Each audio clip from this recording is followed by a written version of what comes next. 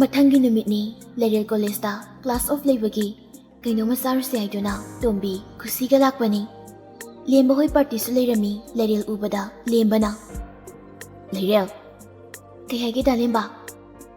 ꯀꯩ ꯆꯥꯒꯦ ꯍꯥꯏꯅꯣ? ꯁꯤꯗ ꯍꯪꯒꯦ, ꯐꯝꯃꯨ ꯂꯥꯛꯑꯣ꯫ ꯍꯣꯏ꯫ ꯀꯩ ꯆꯥꯗꯣꯏꯅꯣ ꯅꯣꯏꯒꯤ? ꯍꯥꯏꯈ꯭ꯔꯣ꯫ ꯂꯩꯔꯦꯜ ꯇꯣꯝꯕꯤꯒ ꯈꯨꯁꯤꯒꯗ ꯑꯣꯟꯁꯤꯜꯂꯒ ꯀꯩ ꯆꯥꯁꯤ ꯍꯥꯏꯅꯣ? ꯈꯨꯁꯤꯅ ꯑꯂꯨ ꯆꯣꯞꯀ ꯃꯤꯃꯤ ꯁꯤꯡꯖꯨꯒ ꯆꯥꯔꯁꯦ ꯆꯉꯥꯡꯒ꯫ ꯂꯦꯝꯕꯅ ꯑꯗꯣ ꯌꯥꯔꯗ꯭ꯔꯣ? ꯌꯥꯔꯅꯤꯌꯦ ꯗꯥꯂꯦꯝꯕ꯫ ꯈꯨꯁꯤꯅ ꯂꯦꯝꯕꯁꯤ ꯇꯨꯃꯤꯟꯅ ꯉꯥꯎꯖꯕꯅꯤ꯫ ꯂꯦꯝꯕ ꯃꯁꯛ ꯃꯇꯧ ꯐꯖꯕꯗ ꯀꯣꯂꯦꯖꯇꯨꯒꯤ ꯍꯥꯏꯅꯔꯤꯕꯅꯤ꯫ ꯂꯩꯁꯥꯕꯤ ꯑꯅꯝꯕꯅ ꯈꯪꯉꯤ, ꯄꯥꯝꯅꯩ꯫ ꯀꯣꯂꯦꯖꯀꯤ ꯑꯅꯝꯕ ꯑꯁꯤꯟ ꯑꯔꯥꯡ ꯑꯣꯏ, ꯑꯣꯖꯥꯁꯤꯡꯅꯁꯨ ꯌꯥꯏ꯫ ꯑꯗꯣ ꯅꯣꯏꯕꯨ ꯍꯟꯗꯛ ꯌꯥꯎꯁꯪꯗ ꯊꯥꯕꯜꯒ ꯆꯣꯡꯅꯔꯣꯏꯗ꯭ꯔꯣ? ꯇꯣꯝꯕꯤꯅ ꯆꯣꯡꯗꯣꯏꯅꯦ ꯗꯥꯂꯦꯝꯕ, ꯀꯣꯏꯔꯛꯑꯣ, ꯑꯩꯈꯣꯏꯒꯤꯗꯤ ꯍꯨꯝꯅꯤ ꯆꯟꯕꯗ ꯂꯩꯌꯦ꯫ ꯈꯨꯁꯤꯅ ꯑꯩꯈꯣꯏꯒꯤꯗꯤ ꯂꯣꯏꯕ ꯅꯨꯃꯤꯠꯇ ꯂꯩ, ꯍꯟꯗꯛꯇꯤ ꯃꯆꯨꯝ ꯇꯥꯅ ꯀꯦꯊꯔꯒ ꯆꯣꯡꯊꯗꯣꯏꯅꯤ꯫ ꯂꯩꯔꯦꯜꯗꯤ ꯃꯣꯏꯅ ꯉꯥꯡꯅꯔꯤꯗꯨꯗ ꯅꯣꯛꯐꯦꯠꯇꯪ ꯇꯧꯔꯒ ꯂꯩ꯫ ꯂꯦꯝꯕꯅ ꯂꯩꯔꯦꯜꯗ ꯅꯪꯗꯤ ꯆꯣꯡꯉꯣꯏꯗ꯭ꯔꯣ ꯂꯩꯔꯦꯜ? ꯅꯣꯏꯒꯤꯗꯤ ꯀꯌꯥꯅꯤ ꯆꯟꯕꯗ ꯂꯩꯒꯦ ꯊꯥꯕꯜ? ꯑꯩꯗꯤ ꯆꯣꯡꯉꯣꯏꯌꯦ, ꯂꯩꯕꯨꯗꯤ ꯂꯩꯕꯅꯤ ꯅꯤꯅꯤ ꯆꯟꯕꯗ꯫ ꯂꯩꯔꯦꯜ ꯊꯥꯕꯜꯗꯤ ꯆꯣꯡꯅꯤꯡꯂꯤꯕꯅꯤ꯫ ꯆꯨꯝꯂꯦꯟꯗ ꯂꯩꯀꯥꯏꯒꯤ ꯁꯤꯇꯪꯗꯤ ꯆꯣꯡꯖꯒꯦ ꯍꯥꯏꯅꯒꯦ ꯈꯜꯂꯤ, ꯑꯗꯨꯕꯨ ꯃꯥ ꯂꯦꯝꯕꯗꯗꯤ ꯆꯣꯡꯉꯣꯏ ꯍꯥꯏꯖꯤꯜꯂꯤ꯫ ꯑꯁ ꯀꯩꯒꯤ ꯆꯣꯡꯉꯣꯏꯗꯣꯏꯅꯣ? ꯆꯣꯡꯉꯨ ꯀꯩꯅꯣ, ꯆꯍꯤꯒꯤ ꯑꯃꯨꯛꯇꯪ ꯂꯥꯛꯄꯕꯣ꯫ ꯂꯩꯔꯦꯜ ꯅꯣꯛꯇꯃꯛ ꯅꯣꯡꯂꯛꯏ, ꯃꯈꯥ ꯇꯥꯗꯦ꯫ ꯂꯦꯝꯕꯅ ꯑꯃꯨꯛ ꯑꯗꯣ ꯅꯣꯏꯒꯤ ꯅꯝꯕꯔ ꯂꯣꯏꯅ ꯄꯤꯔꯝꯃꯣ, ꯀꯣꯂꯦꯖꯇꯨ ꯄꯨꯜꯂꯒ ꯅꯝꯕꯔꯗꯤ ꯑꯝꯇ ꯂꯩꯅꯗꯦ ꯇꯧꯔꯤꯁꯦ꯫ ꯈꯨꯁꯤꯗꯤ ꯍꯔꯥꯎꯕꯅ ꯂꯣꯏꯈ꯭ꯔꯦ꯫ ꯌꯥꯏꯌꯦ ꯗꯥꯂꯦꯝꯕ, ꯅꯝꯕꯔ ꯂꯧꯅꯁꯦ ꯍꯥꯏꯗꯨꯅ ꯃꯥꯒꯤ ꯅꯝꯕꯔꯗꯨ ꯄꯤ꯫ ꯇꯣꯝꯕꯤꯁꯨ ꯄꯤ꯫ ꯂꯩꯔꯦꯜꯗꯤ ꯇꯨꯃꯤꯟꯅ ꯐꯝꯂꯤ꯫ ꯂꯦꯝꯕꯅ ꯄꯥꯝꯃꯗꯤ ꯂꯩꯔꯦꯜꯒꯤ ꯅꯝꯕꯔꯅꯤ, ꯃꯁꯥꯗ ꯍꯦꯛ ꯍꯥꯏꯕ ꯉꯝꯗꯕꯅ ꯃꯣꯏ ꯄꯨꯟꯅ ꯍꯥꯏꯖꯤꯟꯕꯅꯤ꯫ ꯂꯩꯔꯦꯜꯅ ꯍꯥꯏꯔꯛꯇꯕꯗꯨꯗ ꯂꯩꯔꯦꯜ ꯅꯪꯒꯤꯁꯨ ꯅꯝꯕꯔ ꯍꯥꯏꯔꯛꯑꯣ꯫ ꯍꯣꯏ ꯗꯥꯂꯦꯝꯕ꯫ ꯂꯩꯔꯦꯜ ꯅꯝꯕꯔꯗꯨ ꯄꯤꯗꯤ ꯄꯤꯅꯤꯡꯗꯦ, ꯑꯗꯨꯕꯨ ꯎꯄꯥꯏ ꯂꯩꯇꯕꯅ ꯄꯤꯔꯤ꯫ ꯃꯥ ꯈꯪꯉꯤ ꯆꯨꯝꯂꯦꯟꯅꯒ ꯈꯪꯂꯗꯤ ꯋꯥ ꯊꯣꯛꯀꯅꯤ ꯍꯥꯏꯕꯁꯤ꯫ ꯂꯩꯔꯦꯜꯒꯤ ꯅꯝꯕꯔ ꯐꯪꯕꯗꯨꯗ ꯂꯦꯝꯕꯗꯤ ꯍꯔꯥꯎꯕꯅ ꯂꯣꯏꯔꯦ꯫ ꯀꯣꯂꯦꯖꯇꯒꯤ ꯃꯌꯨꯝ ꯍꯟꯅꯤꯡꯕꯅꯕꯨ ꯂꯣꯏꯈ꯭ꯔꯦ, ꯃꯥꯗꯤ ꯐꯣꯟꯗ ꯋꯥꯔꯤ ꯁꯥꯅꯤꯡꯕꯒꯤ꯫ ꯆꯥꯔꯤꯗꯨ ꯂꯣꯏꯁꯤꯜꯂꯒ ꯀ꯭ꯂꯥꯁ ꯆꯪꯅꯕ ꯇꯧꯅꯔꯛꯏ꯫ ꯂꯦꯝꯕꯅ ꯑꯗꯣ ꯂꯩꯔꯦꯜ, ꯍꯣꯔꯦꯟ ꯑꯩ ꯀꯣꯜ ꯇꯧꯔꯛꯀꯦꯀꯣ꯫ ꯂꯩꯔꯦꯜ ꯈꯨꯝꯐꯝ ꯈꯪꯗ ꯅꯣꯛꯇꯃꯛ ꯅꯣꯛꯏ꯫ ꯂꯦꯝꯕ ꯍꯣꯏꯁꯨ ꯆꯠꯈ꯭ꯔꯦ꯫ ꯈꯨꯁꯤꯅ ꯑꯁ ꯌꯥꯝ ꯆꯥꯛꯑꯦ ꯍꯥꯏꯕ ꯗꯥꯂꯦꯝꯕꯁꯤ, ꯐꯣꯟꯁꯦ ꯑꯩꯉꯣꯟꯗꯗꯤ ꯇꯧꯔꯛꯀꯦ ꯍꯥꯏꯔꯛꯇꯦꯅꯦ꯫ ꯇꯣꯝꯕꯤꯅ ꯅꯪꯉꯣꯟꯗꯁꯨ ꯇꯧꯔꯛꯑꯣꯅ ꯇꯥꯟꯅꯔꯒ ꯍꯥꯏꯔꯨꯁꯤꯔꯣ? ꯌꯥꯔꯦ ꯑꯝꯇ ꯀꯔꯦꯝꯅꯔꯛꯑꯅꯨ꯫ ꯂꯩꯔꯦꯜ ꯇꯞꯅ ꯏꯕꯦꯝꯃ, ꯑꯩꯗꯤ ꯑꯩꯉꯣꯟꯗꯒ ꯀꯣꯜ ꯇꯧꯔꯛꯀꯦꯒ ꯍꯥꯏꯗꯣ ꯑꯩꯈꯣꯏ ꯑꯃꯗꯣ ꯈꯪꯉꯗꯤ ꯑꯩ ꯑꯗꯨꯝ ꯁꯣꯔꯥ ꯁꯣꯜꯂꯅꯤ ꯍꯥꯏꯒꯨꯝꯂꯗꯅ ꯂꯩꯔꯦꯜ ꯅꯣꯏ ꯍꯦꯔꯣꯗꯣ ꯌꯥꯝꯅ ꯐꯤꯡꯉꯤꯀꯣ, ꯌꯥꯝ ꯁꯥꯎꯒꯜꯂꯤ꯫ ꯐꯤꯡꯉꯤ, ꯑꯗꯣ ꯑꯩꯅ ꯍꯥꯏꯕꯗꯤ ꯂꯣꯏ ꯌꯥꯏꯌꯦ, ꯃꯥꯒꯤꯕꯨ ꯃꯥꯅ ꯁꯥꯎꯈ꯭ꯔꯒ ꯐꯔꯛ ꯇꯥꯕꯁꯤꯅꯤ꯫ ꯈꯨꯁꯤꯅ ꯏꯕꯦꯝꯃ ꯅꯪꯗꯤ ꯅꯔꯥꯏꯕꯛ ꯐꯩ, ꯑꯗꯨ ꯐꯕ ꯅꯨꯄꯥ ꯑꯃꯅ ꯅꯨꯡꯁꯤꯕꯤꯔꯤꯗꯣ, ꯑꯗꯨꯅ ꯂꯦꯝꯕꯁꯦ ꯅꯪ ꯑꯩꯉꯣꯟꯗ ꯄꯤꯊꯣꯔꯛꯑꯣ꯫ ꯀꯩꯅꯣꯍꯦ, ꯂꯦꯝꯕꯒ ꯑꯩꯒ ꯀꯣꯏꯅꯕꯗꯧꯅ ꯄꯤꯊꯣꯔꯛꯑꯣ ꯍꯥꯏꯁꯦ? ꯑꯍꯨꯝꯗꯨ ꯄꯨꯟꯅ ꯅꯣꯛꯃꯤꯟꯅꯩ꯫ ꯇꯣꯝꯕꯤꯅ ꯈꯨꯁꯤ ꯅꯪ ꯁꯤꯗꯤꯕ꯫ ꯂꯦꯝꯕꯅ ꯂꯩꯔꯦꯜꯗ ꯌꯦꯡꯂꯨꯕ ꯃꯤꯠꯌꯦꯡꯁꯤꯅ ꯇꯥꯛꯑꯦ, ꯍꯥꯏꯗꯤ ꯃꯥꯅ ꯂꯩꯔꯦꯜꯕꯨ ꯄꯥꯝꯃꯦ ꯍꯥꯏꯕ꯫ ꯇꯥꯅꯤꯡꯗꯦꯀꯣ, ꯁꯣꯅꯣ ꯌꯥꯝ ꯃꯥꯜꯂꯦ, ꯁꯦꯔꯥꯟ ꯇꯨꯔꯥꯟ ꯉꯥꯡꯒꯅꯨ꯫ ꯅꯪꯅ ꯄꯥꯝꯃꯤꯗꯣ ꯍꯥꯏꯕꯤꯌꯨ ꯍꯥꯏꯔꯒꯅ ꯑꯗꯨꯝ ꯍꯥꯏꯌꯨ, ꯍꯥꯏꯕꯤꯒꯦ꯫ ꯑꯁꯦꯡꯕꯩ ꯍꯥꯏꯕꯤꯌꯨ ꯂꯩꯔꯦꯜ, ꯅꯪꯅꯒ ꯍꯥꯏꯕꯤꯔꯒ ꯅꯪ ꯌꯥꯍꯜꯂꯛꯑꯕ ꯅꯪꯅ ꯇꯣ ꯍꯥꯏꯔꯤꯈꯩ ꯇꯧꯕꯤꯅꯤꯉꯣ ꯑꯩꯗꯤ꯫ ꯍꯣꯏ ꯍꯣꯏ ꯍꯥꯏꯕꯤꯒꯦ꯫ ꯑꯍꯨꯝꯗꯨ ꯀ꯭ꯂꯥꯁꯇ ꯆꯪꯈ꯭ꯔꯦ꯫ ꯉꯥꯏꯍꯥꯛ ꯂꯩꯔꯒ ꯀ꯭ꯂꯥꯁꯇ ꯂꯣꯏꯅꯗꯨꯅ ꯁꯨꯇꯤ ꯊꯥꯅꯔꯛꯏ꯫ ꯈꯨꯁꯤ, ꯇꯣꯝꯕꯤ, ꯂꯩꯔꯦꯜ ꯄꯨꯟꯅ ꯊꯣꯛꯂꯛꯏ꯫ ꯈꯨꯁꯤꯅ ꯆꯠꯈ꯭ꯔꯣꯀꯣ ꯅꯣꯏ ꯑꯅꯤ, ꯑꯗꯨꯗꯤ ꯑꯩꯁꯨ ꯆꯠꯈ꯭ꯔꯒꯦ꯫ ꯍꯣꯏ ꯍꯣꯏ꯫ ꯑꯅꯤꯗꯨꯁꯨ ꯇꯣꯝꯕꯤꯒꯤ ꯒꯥꯔꯤ ꯃꯆꯥꯗꯨ ꯊꯧꯗꯣꯛꯇꯨꯅ ꯊꯣꯛꯃꯤꯟꯅꯔꯛꯏ꯫ ꯂꯩꯔꯦꯜ ꯍꯣꯏꯒꯤ ꯃꯌꯨꯝ ꯌꯧꯔꯝꯗꯥꯏ ꯄꯣꯠꯐꯝ ꯃꯆꯥ ꯑꯃ ꯂꯩꯔꯤꯗꯨꯗ ꯑꯅꯤꯗꯨ ꯁꯤꯡꯖꯨ ꯆꯥꯈꯤꯁꯦ ꯍꯥꯏꯗꯨꯅ ꯂꯩꯔꯤ꯫ ꯍꯨꯟꯕ ꯍꯣꯏꯒꯤ ꯃꯃꯥꯁꯨ ꯂꯩꯔꯛ ꯃꯆꯥꯗꯨ ꯊꯣꯛꯂꯛꯏ꯫ ꯂꯩꯔꯦꯜ ꯍꯣꯏꯅ ꯂꯩꯔꯤꯕ ꯑꯗꯣꯝꯗ ꯂꯥꯛꯏ꯫ ꯂꯩꯔꯦꯜꯁꯤ ꯍꯥꯟꯅꯗꯒꯤ ꯍꯨꯟꯕꯒꯤ ꯃꯃꯥꯕꯨꯗꯤ ꯈꯔ ꯑꯗꯨꯝ ꯀꯣꯏꯇꯛ ꯆꯠꯂꯤ꯫ ꯃꯦꯃꯤꯅ ꯑꯩꯃꯥ ꯂꯩꯔꯦꯜ, ꯅꯪꯕꯨ ꯁꯤꯡꯖꯨ ꯆꯥꯔꯝꯃꯤꯔꯣ? ꯍꯣꯏ ꯏꯗꯣꯝꯆꯥ, ꯏꯗꯣꯝꯆꯥꯁꯨ ꯁꯤꯡꯖꯨ ꯂꯩꯕ ꯂꯥꯛꯏꯔꯣ? ꯁꯤꯡꯖꯨ ꯂꯩꯒꯦꯅ ꯂꯥꯛꯏꯅꯤ, ꯅꯦꯅꯦꯗꯣ ꯂꯥꯛꯀꯅꯤꯅ ꯐꯣꯟ ꯇꯧꯔꯛꯑꯝꯃꯤ, ꯃꯥꯗꯤ ꯁꯤꯡꯖꯨꯁꯤ ꯌꯥꯝ ꯄꯥꯝꯖꯩꯅ ꯂꯩꯕꯤꯒꯦ ꯇꯧꯕꯅꯤ. ꯅꯪꯕꯨ ꯀꯣꯂꯦꯖ ꯍꯜꯂꯛꯏꯔꯣ? ꯍꯣꯏ ꯏꯗꯣꯝꯆꯥ, ꯍꯜꯂꯛꯏꯅꯤ. ꯐꯩ, ꯀꯟꯅ ꯍꯣꯠꯅꯧꯀꯣ. ꯍꯣꯏ ꯏꯗꯣꯝꯆꯥ. ꯏꯆꯦ, ꯀꯔꯤ ꯂꯩꯔꯤꯒꯦ? ꯄꯥꯛꯅꯝꯒ ꯂꯩꯔꯤꯕꯣ ꯏꯆꯦ? ꯆꯥꯃꯁꯤꯗꯒꯤ ꯌꯣꯝꯕꯤꯔꯛꯑꯣ. ꯍꯣꯏ. ꯂꯩꯔꯦꯜꯗꯤ ꯀꯩꯁꯨ ꯍꯥꯏꯗ ꯇꯨꯃꯤꯟ ꯆꯥꯔꯝꯕꯗꯒꯤ ꯍꯨꯟꯕꯒꯤ ꯃꯃꯥ ꯎꯕꯗ ꯍꯨꯟꯕ ꯅꯤꯡꯁꯤꯡꯗꯕꯗꯤ ꯅꯠꯇꯦ, ꯑꯗꯨꯕꯨ ꯍꯪꯕꯗꯤ ꯉꯝꯂꯝꯗꯦ. ꯕꯦꯝꯃ, ꯂꯩꯔꯦꯜ, ꯅꯣꯏ ꯆꯥꯍꯧꯈꯣꯀꯣ, ꯏꯗꯣꯝꯆꯥ ꯑꯃꯨꯛ ꯆꯠꯈ꯭ꯔꯒꯦ. ꯅꯨꯃꯤꯗꯥꯡꯒꯤ ꯃꯇꯝꯅꯤ. ꯆꯨꯝꯂꯦꯟ ꯃꯥꯒꯤ ꯔꯨꯝꯗ ꯂꯥꯏꯔꯤꯛ ꯑꯃ ꯌꯦꯡꯗꯨꯅ ꯂꯩꯔꯝꯃꯤ. ꯂꯩꯔꯦꯜꯒꯤ ꯀꯣꯜ ꯁꯨꯂꯛꯂꯝꯃꯤ. ꯐꯣꯟꯗꯨ ꯄꯥꯏꯈꯠꯇꯨꯅ, ꯍꯜꯂꯣ? ꯀꯩꯅꯣ, ꯐꯣꯟꯒ ꯑꯝꯇ ꯇꯧꯔꯛꯇꯦ, ꯃꯦꯁꯦꯖꯁꯨ ꯍꯜꯂꯛꯇꯦ. ꯗꯣꯟ, ꯑꯩ ꯂꯥꯏꯔꯤꯛ ꯑꯃ ꯁꯨꯝ ꯌꯦꯡꯂꯝꯕꯅꯤ. ꯆꯥꯛ ꯆꯥꯔꯒ ꯀꯣꯜ ꯑꯣꯏꯅ ꯇꯧꯔꯛꯑꯒꯦꯅ ꯂꯩꯔꯕ. ꯆꯥꯛ ꯆꯥꯗ꯭ꯔꯤꯕ? ꯆꯥꯗ꯭ꯔꯤꯌꯦ. ꯏꯃꯥꯗꯣ ꯂꯨꯍꯣꯡꯕ ꯆꯠꯈꯤꯕ. ꯑꯗꯣ ꯉꯥꯏꯔꯒ ꯄꯨꯟꯅ ꯆꯥꯃꯤꯟꯅꯔꯒꯦꯅ ꯍꯜꯂꯛꯈ꯭ꯔꯦ. ꯆꯥꯛ ꯆꯥꯊꯣꯛꯎꯔꯒꯦ, ꯑꯗꯨꯒ ꯑꯩ ꯇꯧꯔꯛꯑꯒꯦꯀꯣ. ꯍꯣꯏ, ꯆꯥꯊꯣꯛꯎꯔꯣ. ꯅꯪꯗꯤ ꯆꯥꯔꯕꯣ? ꯆꯥꯔꯦ. ꯀꯌꯥꯝ ꯆꯥꯔꯕ? ꯀꯩ ꯏꯟꯁꯥꯡ? ꯏꯅꯝꯕꯦꯝꯅ ꯑꯍꯥꯎꯕ ꯊꯣꯡꯉꯦꯅ ꯆꯥꯔꯨꯔꯒ ꯂꯥꯛꯏꯅꯤ. ꯐꯔꯦ, ꯑꯩ ꯆꯥꯕ ꯂꯣꯏꯔꯒ ꯀꯣꯜ ꯇꯧꯔꯛꯑꯒꯦ. ꯇꯨꯝꯃꯝꯕ ꯌꯥꯔꯣꯏꯀꯣ, ꯂꯥꯏꯔꯤꯛ ꯄꯥꯔꯝꯃꯣ. ꯍꯦꯛ ꯇꯨꯝꯂꯝꯃꯕ ꯉꯁꯤꯒꯤ ꯅꯨꯃꯤꯠꯁꯤꯃ ꯇꯨꯝꯍꯟꯗ꯭ꯔꯦ ꯈꯪꯉꯣ. ꯏꯁ, ꯅꯨꯡꯉꯥꯏꯕꯤꯔꯦꯗ. ꯁꯠ ꯆꯥꯔꯨꯔꯣ. ꯇꯨꯝꯕꯕꯨ ꯇꯨꯝꯅꯤꯡꯉꯕꯅꯤ ꯑꯩ. ꯂꯥꯏꯔꯤꯛꯀ ꯄꯥꯔꯔꯣꯏ. ꯑꯩ ꯋꯥꯔꯦ. ꯋꯥꯈ꯭ꯔꯄꯣꯠꯅꯤ ꯅꯪꯅ ꯋꯥꯕꯁꯦ. ꯐꯔꯦ, ꯑꯩ ꯊꯝꯃꯦꯀꯣ. ꯐꯣꯟ ꯊꯝꯈ꯭ꯔꯒ ꯆꯨꯝꯂꯦꯟ ꯆꯥꯛ ꯆꯥꯕ ꯀꯨꯝꯈ꯭ꯔꯦ. ꯂꯩꯔꯦꯜꯁꯨ ꯐꯣꯟꯗꯣ ꯉꯥꯏꯍꯥꯛ ꯄꯥꯏꯗꯨꯅ ꯑꯦꯕꯤꯗ ꯆꯪꯗꯨꯅ ꯌꯦꯡꯂꯒ ꯂꯩꯔꯤꯉꯩ ꯅꯝꯕꯔ ꯁꯦꯞ ꯇꯧꯗꯕ ꯑꯃ ꯐꯣꯟ ꯇꯧꯁꯤꯜꯂꯛꯏ. ꯂꯩꯔꯦꯜ ꯀꯅꯥ ꯑꯣꯏꯕꯖꯥꯠꯅꯣ ꯈꯜꯂꯤ. ꯐꯣꯟꯗꯣ ꯄꯥꯏꯈꯠꯂꯤ. ꯍꯜꯂꯣ? ꯆꯥꯛ ꯆꯥꯔꯕꯣ? ꯀꯅꯥ? ꯈꯪꯗ꯭ꯔꯕꯣ? ꯍꯣꯏ, ꯈꯪꯗ꯭ꯔꯤ. ꯈꯪꯉꯒꯕꯨ ꯍꯪꯈꯤꯗ꯭ꯔꯣ? ꯑꯁ, ꯏꯀꯥꯏꯍꯦ. ꯑꯩꯅꯦ, ꯗꯥ ꯂꯦꯝꯕꯅꯤ. ꯂꯩꯔꯦꯟ ꯈꯪꯅꯤꯡ ꯅꯤꯡꯁꯤꯡꯂꯛꯏ ꯂꯦꯝꯕꯅ ꯅꯝꯕꯔ ꯂꯧꯍꯧꯕꯗꯨ. ꯍꯩꯃꯥ, ꯗꯥ ꯂꯦꯝꯕ, ꯅꯈꯣꯟꯒ ꯈꯪꯂꯨꯗ꯭ꯔꯦ. ꯍꯧꯖꯤꯛꯇꯤ ꯈꯪꯉꯕꯣ? ꯈꯪꯉꯤ. ꯁꯤ ꯅꯝꯕꯔꯁꯦ ꯑꯩꯒꯤꯅꯤ, ꯁꯦꯞ ꯇꯧꯁꯤꯜꯂꯨꯀꯣ. ꯍꯣꯏ, ꯇꯧꯁꯤꯟꯒꯦ. ꯀꯩꯗꯧꯔꯝꯃꯤꯅꯣ ꯅꯪꯕꯣ? ꯁꯨꯝ ꯑꯦꯕꯤ ꯄꯥꯏꯔꯝꯕꯅꯤ. ꯗꯥ ꯂꯦꯝꯕꯗꯤ ꯆꯥꯛ ꯆꯥꯔꯕꯣ? ꯆꯥꯔꯦ. ꯍꯌꯦꯡ ꯀꯣꯂꯦꯖ ꯂꯥꯛꯇꯣꯏ ꯅꯠꯇ꯭ꯔꯣ? ꯂꯥꯛꯀꯅꯤꯌꯦ. ꯂꯩꯔꯦꯜꯗꯤ ꯐꯣꯟꯗꯨ ꯆꯨꯝꯂꯦꯅ ꯇꯧꯁꯤꯜꯂꯛꯀꯗ꯭ꯔꯥ ꯈꯟꯅ ꯄꯥꯈꯠꯂꯤ. ꯊꯝꯒꯦ ꯍꯥꯏꯕꯁꯨ ꯉꯝꯗꯦ ꯃꯥ. ꯅꯣꯡꯃ ꯀ꯭ꯂꯥꯁ ꯌꯥꯝ ꯂꯩꯇꯕ ꯅꯨꯃꯤꯠ ꯑꯃꯗ ꯀꯣꯏꯔꯨꯁꯤꯗꯅ, ꯌꯥꯕ꯭ꯔꯣ? ꯑꯧ, ꯌꯥꯏꯌꯦ, ꯀꯣꯏꯁꯦ. ꯄꯥꯈꯠꯄꯣꯏ ꯀꯩꯕꯣꯏ ꯍꯥꯏꯖꯤꯟꯕꯅꯤ ꯂꯩꯔꯦꯜꯁꯨ. ꯂꯩꯔꯦꯜ, ꯅꯣꯏꯒꯤ ꯏꯆꯤꯜ ꯏꯅꯥꯎꯁꯦ ꯀꯌꯥ ꯁꯨꯒꯦ? ꯑꯅꯤ. ꯅꯠꯇꯦ, ꯑꯃꯅꯤ, ꯏꯇꯣꯝꯇ. ꯀꯩꯅꯣ, ꯑꯅꯤ ꯑꯃꯕꯣ?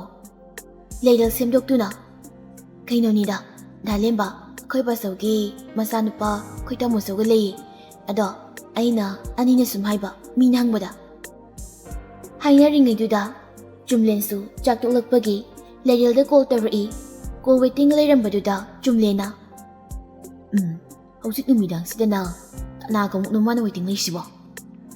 ꯂꯩꯔꯦꯜꯁꯨ ꯆꯨꯝꯂꯦꯟꯒꯤ ꯋꯦꯇꯤꯡ ꯆꯪꯂꯛꯄꯗꯨꯗ, ꯑꯣ, ꯁꯤꯗꯤ ꯂꯣꯏꯔꯦꯗꯅ. ꯗꯥ ꯂꯦꯝꯕ, ꯑꯩꯈꯣꯏ ꯇꯥꯃꯣꯆꯧꯗꯣ ꯀꯣꯜ ꯇꯧꯁꯤꯜꯂꯛꯏ. ꯀꯩ ꯍꯥꯏꯅꯣ ꯑꯝꯇ ꯍꯪꯒꯦ. ꯑꯩ ꯑꯃꯨꯛ ꯇꯧꯔꯛꯀꯦꯀꯣ.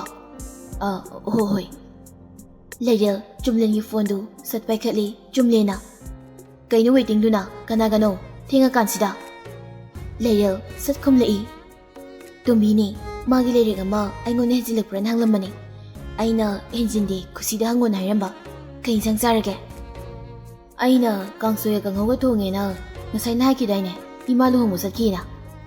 ꯍꯣꯏꯅꯦ, ꯀꯥꯎꯔꯨꯔꯦ. ꯀꯥꯎꯅꯤ. ꯀꯅꯥꯏ ꯋꯥꯈꯜꯗ ꯀꯥꯎꯔꯤꯅꯣ? ꯗꯥꯒꯤ ꯋꯥꯈꯜꯗ ꯀꯥꯎꯔꯤꯕ. ꯐꯩꯔꯦꯅꯦ, ꯈꯗ꯭ꯔꯛꯇꯤ. ꯗꯣꯟ, ꯍꯌꯦꯡꯗꯣ ꯀꯣꯂꯦꯖꯇꯣ ꯑꯩ ꯊꯤꯟꯕꯤꯒꯦ. ꯍꯌꯦꯡ ꯌꯨꯅꯤꯚꯔꯁꯤꯇꯤ ꯆꯠꯂꯣꯏꯗ꯭ꯔꯣ? ꯆꯠꯅꯤꯌꯦ, ꯈꯤꯇꯪ ꯊꯦꯡꯂꯞ ꯆꯠꯀꯦ. ꯑꯗꯣ ꯅꯪ ꯀ꯭ꯂꯥꯁ ꯂꯣꯏꯔꯒ ꯀꯣꯜ ꯇꯧꯔꯛꯑꯣ, ꯑꯩ ꯂꯧꯕꯁꯨ ꯂꯥꯛꯀꯦ. ꯍꯣꯏ, ꯑꯗꯨꯗꯤ ꯑꯆꯥꯄꯣꯠ ꯆꯥꯔꯨꯁꯤꯀꯣ, ꯄꯥꯅꯤꯄꯨꯔꯤꯒ.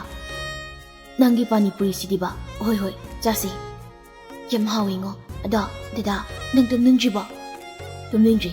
ꯅꯪ ꯇꯨꯝꯅꯤꯡꯉꯕꯣ? ꯇꯨꯝꯅꯤꯡꯉꯛꯏ. ꯏꯁꯩ ꯅꯨꯡꯉꯥꯏꯕ ꯑꯃ ꯁꯛꯄꯤꯌꯨ. ꯑꯩ ꯑꯝꯇ ꯅꯨꯡꯉꯥꯏꯅ ꯇꯨꯝꯍꯜꯂꯣꯕ. ꯀꯩ ꯏꯁꯩ ꯁꯛꯑꯣ ꯍꯥꯏꯅꯣ? ꯑꯃ ꯍꯦꯛꯇ. ꯆꯨꯝꯂꯦꯟ ꯃꯈꯣꯜꯗꯣ ꯍꯥꯏꯐꯦꯠ ꯁꯦꯝꯃꯤ. ꯂꯩꯔꯦꯜ ꯅꯣꯛꯐꯦꯠ ꯇꯧꯅ ꯇꯥꯗꯨꯅ ꯂꯩꯔꯤ. ꯆꯨꯝꯂꯦꯟ ꯇꯞꯂꯞꯅ ꯁꯨꯔ ꯇꯥꯅ ꯏꯁꯩ ꯁꯛꯄ ꯍꯧꯔꯛꯏ. Isaidu makha tage tawbada Lairil na tumbagi sor sauna hunbadu Chumlen tarai. Ton se tumabo. Lairil di somda isisi na tumthakri Chumlen su noktuna. Angobi hasini. Tumninga harasu minute phade hekta tumki. Hagdok piraroi. Tumo. Dadaki ton nungsibi. Fazaba haibado nahaksira. Nungsiba haibaduna asira. Hainai. Nungbu nungsiradi inungdu nungsi. Ifada fazai. Astumna lakani. Astumna oirakani thazarude. Angawba igi punsibo fazin-binduna. Nungsibagi yening chonghalibe. Nungsibe. Aigi thamoigi nungsibe. Tasengna aibu nungsiba. Nangna tambikhibaniko. Nang dabu kaidawnungda thadokduna chatkhinuko. Nangna aibu thadoklamnabade dabudi yamu haugani. Lairilna tumbagi holiba sordu taduna. Nangna si holiba sorse dadagi punsina lairikai tazageko. Hayeng nangna inakta lengdana lairiba matamduda nangbu imitpena yengjageko. Tumo nungsibe tumoko. Phone gi screen du da yengduna tapna masulna amuktang chupi. Good night. Mangparoko. Asumna Chumlensu ahingdu paina tumki. Isomdasu ngasidi hunbadu lairik sum parambadagi makoigi mamagi phone lai haiduna phone pairami. Mama tumjiba. Tumjiye napaga TV sum yenglamani. Napadi tumurani haiduna sankri. Isabu kaidawramino hawjikbo. Lairik sum yenglamani ma. Kay sang charage. Hawjikbo tumjido. Adudi thengamani. Nga tawbado khara laina thongjili. Hoi thengli. Filam ama sum yenglambadagi tumjringai sida. Isado chaka charabra haiduna hangina sum taropani. Chadridama charani. Swaidadi adungali. Yingoi ibungho. Chaba thakpa matam nayuko. Nangi lairik parini haiduna chaba thakpa matam naidabado tawgano. Oiba mama aiba ngangdawna hawjikpok sum ngangi. Ngangdadi kaino aigi mitadi nangse angang oiringai mamana cha ilingigi matamdo adumaina sum urini. Oiba ai matam sana sari tumiba aduma. Hayuni isa kai hainingi. Lairil dubu kamdawrige pau ige tabro mabu college ka chaliba chaloma. Isa lairil bo college di chaliba mali. Maning lekaygi tumbi huiga amuk puna taminay hai. Nahansu maga college halakpada aikoigi lairik musingi singju chapamdo aduda tumbiga singju charami. Ay hanglakpra mana. Hanglaktene mama nungayribradi hanglami. Nangbu maga wari kamda sanadrabo. Sanadredama. Ay matik hanamta sakigi. Ay hauji kanamtaga pau hangnadre. Phone su paidrisidi. Mamagi number dudang na phangnai sisu. Hoida sum hangmanida. Pare. Isana ningba loina mai papu oisano. Hayeng nangna matik charba matamda nangna kalibado mamana soidan thunganganida. Nangda matik chaw. Isa lairildi mamana dum haiba satkanida. Mahanagane iyada lakta yaponteda. As koi masidiba. Nangnane sutida yumtholo usu yadrabanina nang babaga aigasu handak suti sida isagi nakta lakanida. Hunba rauna asingwila o mama. Lakani. Pare. Isa chaka sato o mama su thamlagi ko. Oima. Phone thamkro matung ngasidi hunba lairil buning singlakpa henbana. Mana painadana upuda hapsinun thamkiba phone do lauthokpa lai. Phone lauthoklaga switch on tawi kuina painarudabagi battery low oiri charge thingzili. Phone da hangduktuna Lairil gi WhatsApp tuda changduna mu yengli. Lairil gi TV do changduna yengi. Moirang chatkiba numittuda hunbana kaupkiba photo duni. Hunba photo do bunok fetangna yengje. Amuk moi anin thanakiba message to changduna pai. Magi phone dudi matam kuina painarudrabanina balance su amta yaujre. Mamton gi phone dudagi Lairil gi number duda namduna call tawsinsira khali. Hunbana mabu tumlamadrane. Hunba Lerelda phone tawbada masana ikoi koi ba madi pokli. Ngaktra nongmuda lisinglak wari sanaramba anisi. Hunba wakal sum khalambadagi Lerelgi number duda call set tawsili. Adubu laibak tibana phone du switch off hairi. Kaigino mana phone ko off laisiba. Phone number ga singkraba zalane. Hunba Lerelgi number na off lerambadu mathwai khitang nungaitaba madi poi. Kari tawrabano khali. Lerel so hunbana pau phorakhidraba Jumlenga khangnara matung phone number du sindokibani aduna ngasi off leramani. Hunbagi wakhalda fare aina khalibase thongdri faudi nakoi kanada so ai hairaklaroi phone duda thaina moigi group kapna kiba photo singdu amuk yengduna lei. Lerel moyani selfie kapkiba photo do muk yenglega phasna leyogo ai nangbudi thajai da leira saktivi nang khara langjarasu ka hena lamhelam noi haiba ai khangi adubu ai budi ngairamuko haina kibagi matung ina Jumlendu Lerel college da thini haiduna lowbulai. Lerel da call tawri. Hello ai ge da leiri loirabo tholo loiri tholagi. Lerel su phone thamkibaga mama bu manam namhallaga masu gate lamda tholai. Jumlengi gari khamlaga leriba damda lai. Jumlen su Lerel lakpaduda thongda hangdori. Lerel na asise college ka amda chaningoi dori. Kaige sum koiba chatninga iba asingbagi koiba chalusire dada. Jumlen mamit paitak Lerel da yenglai. Amadodi khangsaba nate magi hongnabi marai ningai dum tawri. Chalusimi kaino college ta nina thulaaga koi bisalu saibo jaila kani nungai bani khangba sumai satpado thaini am chali hai khai hai duk luraga Lerel do marai du khangsik siksili. Thaina ga yam chalai kaina kona ga sali banangde as imanabi Rina hoi abi hoi gani ba kana ga busa turi ge ba jaini nu ko chalusi badada kaida nami satoise koi ba ai class lei ai class loiba ngai ba waroidra waroi ai du ngai gi gari manungda asapot myam leraga thamamo as nange sapot sidiba hoi la odudi harauna Lerel su anidu MU room do ina lakminai. Jumlena Lerel da ai tawrise jumli sumdabani ai se ozani nangna hausi satra oiribani oza aina satra nangbu bangtawda support tawbu chapmani tawribu thabakse as nong phadukpu kaidoge hauji class phajana tawdingo yoksangmayagi tawroi anidu wari sana lakpana MU yogduna Jumlen mapandagi garidu gari karenu lebiraga amuk thawjilai. Gari khampam lomda thawjilaga garidu khami aigi room do ina ngayu lao as ai gari sida su ngaigi yani as nungai roide sida manung lao yani badada phasna leiramuko ai class amatangni kuiroi mirak narak yenglaga sangsilaga Lerel gi khazaida nungshian chuplami. Lerel su makutuna khazaiduna nalaga hoi asumna Jumlen su sangkri. Lerel su achapudu sa-saduna Jumlen mu ngai hauri. Ngehaki matungda Jumlen su class loiduna tholai. Anidu khongjom lomda haidurei.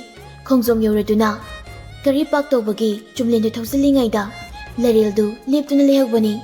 Mapamduda ngausinaba nisa saba nupa khara laktuna. Nupa amana wa nangde mapam sida nathanda kaidoriba nasak phajariba ikhoisu pakhangni kaino amana amu haigumdana ita masak siam phajai leibak sanging horo. Lerel karisu haidi khumde sauningbaga hainadabagadi poi nupa amana sak ifa phaja kai sibu maroga thokta jalo khumdene amana amu bai managa pangjalo haiduna makoi masai wawano Lerel hainade aduna mapamdudagi kitang chatkige tawi adubu nupa amana is kaithokpige tawiro nangse nasak phajabagi laknabibai wani aikhoidi athiba miragadi hana yengde he. Lerel na ꯀꯩꯅꯣ ꯑꯗꯥꯏꯅ ꯇꯧꯔꯛꯀꯅꯣ ꯃꯤ ꯇꯥꯟꯅꯕ ꯂꯥꯎꯔꯗꯤ ꯅꯣꯏ ꯀꯌꯥꯅ ꯇꯩ ꯆꯥꯔꯣꯏ ꯅꯨꯄꯥ ꯑꯃꯅ ꯃꯤ ꯇꯥꯟꯅꯕ ꯂꯥꯎꯔꯒ ꯀꯩꯗꯧꯗꯣꯏꯕ ꯄꯥꯈꯪ ꯂꯩꯁꯥꯕꯤ ꯂꯛꯅꯕꯕꯨ ꯀꯅꯥꯅ ꯀꯩꯗꯧꯅꯒꯦ ꯃꯃꯤꯠꯇꯨ ꯀꯣꯏꯂꯩ ꯂꯩꯗꯨꯅ ꯌꯦꯡꯂꯒ ꯇꯨ ꯑꯁꯤꯒꯤ ꯁꯟꯁꯤꯗ ꯍꯧꯒꯗ꯭ꯔꯣ ꯐꯖꯅ ꯆꯥꯎꯈꯠꯇꯦꯍꯦ ꯅꯨꯄꯥ ꯑꯃꯅ ꯍꯦ ꯆꯥꯎꯈꯠꯇꯦ ꯀꯥꯏꯗꯤ ꯀꯩꯅꯣ ꯍꯥ ꯅꯪ ꯌꯥꯝ ꯐꯥꯎꯕ꯭ꯔꯣ ꯁ꯭ꯋꯥꯏꯁꯤꯗꯒꯤ ꯅꯪꯕꯨ ꯐꯥꯔꯒ ꯄꯨꯕꯗ ꯀꯅꯥꯅ ꯀꯩꯗꯧꯗꯣꯔꯤꯒꯦ ꯍꯥ ꯁꯣꯝꯁꯦ ꯌꯥꯝ ꯐꯥꯎꯕꯩ ꯋꯥꯅꯤꯅꯦ ꯐꯥꯔꯣꯅꯦ ꯐꯥꯔꯣꯕ ꯅꯨꯄꯥ ꯑꯃꯅ ꯈꯨꯗꯥꯡꯗꯨ ꯇꯥꯞꯄꯥꯏꯒꯦ ꯇꯧꯕꯗ ꯂꯩꯔꯦꯜꯅ ꯅꯨꯄꯥꯗꯨꯒꯤ ꯃꯃꯥꯏꯗ ꯈꯨꯄꯥꯛꯅ ꯊꯥꯔꯛꯏ ꯈꯪꯕ꯭ꯔ ꯅꯪ ꯃꯤ ꯎꯁꯤꯠꯇꯕ ꯅꯨꯄꯤꯅꯦꯅ ꯎꯁꯤꯠꯇ꯭ꯔꯤꯔꯥ ꯍꯥ ꯑꯇꯣꯞꯄ ꯅꯨꯄꯥ ꯑꯃꯅ ꯂꯩꯔꯦꯜꯒꯤ ꯃꯈꯨꯠꯇꯨ ꯈꯪꯄꯥꯏ ꯄꯥꯏꯒꯦ ꯇꯧꯕꯗ ꯃꯈꯨꯠꯀ ꯄꯥꯟꯅꯅ ꯈꯪꯀꯥꯎ ꯀꯥꯎꯔꯛꯏ